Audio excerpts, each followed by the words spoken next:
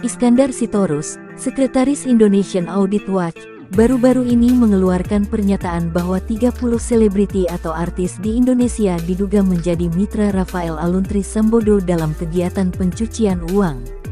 Rafael sendiri sudah menjadi tersangka kasus gratifikasi selama 12 tahun bekerja di Direktorat Jenderal Pajak. Hal ini menunjukkan bahwa skema pencucian uang tersebut mungkin telah berlangsung selama lebih dari 5 tahun.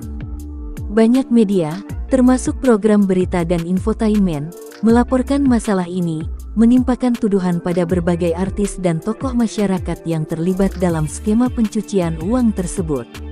Meski inisial para artis belum diungkap, Raffi Ahmad menjadi salah satu nama yang paling disebut-sebut.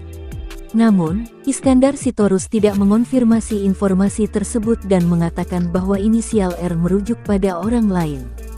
Iskandar Sitorus mengingatkan kita bahwa kita tidak boleh membabi buta mendukung individu, bahkan selebriti, ketika mereka terlibat dalam kasus yang merugikan masyarakat atau negara. Pencucian uang dalam kasus ini merugikan masyarakat karena dana tersebut seharusnya dapat digunakan untuk pembangunan Indonesia. Ia juga menyebutkan perlunya bersikap adil dalam menangani kasus semacam ini, bahkan jika melibatkan tokoh masyarakat yang kita kagumi. Skema pencucian uang ini melibatkan Rafael Aluntri Sambodo dan perusahaannya yang berbasis di Mauritius. Menurut Iskandar Sitorus, perusahaan Rafael membantu perusahaan lain dari Mauritius untuk mengubah pendaftaran bisnis mereka ke Indonesia menggunakan Opera Mini sebagai modus operandi. Mauritius adalah sebuah negara kepulauan kecil di Samudra Hindia yang dikenal sebagai surga pajak dan sering digunakan oleh individu korup untuk menyembunyikan uang mereka. Skema ini juga melibatkan amnesti pajak, yang mempengaruhi banyak selebriti dan band. Kegiatan ilegal Rafael memungkinkan beberapa selebriti untuk menghindari pembayaran denda pajak sebesar 100% dan membuat mereka kebal terhadap konsekuensi hukum.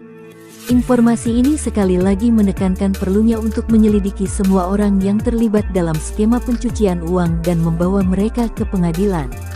Pernyataan Iskandar Sitorus menjadi pengingat bagi kita untuk tetap waspada dan adil dalam penilaian kita, terutama ketika menyangkut masalah yang merugikan masyarakat atau negara.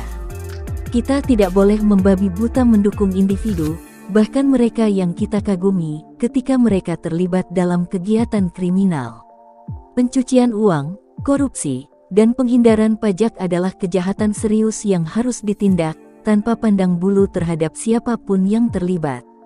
Hukum harus ditegakkan, dan keadilan harus dijalankan untuk menjamin masa depan yang lebih baik bagi Indonesia.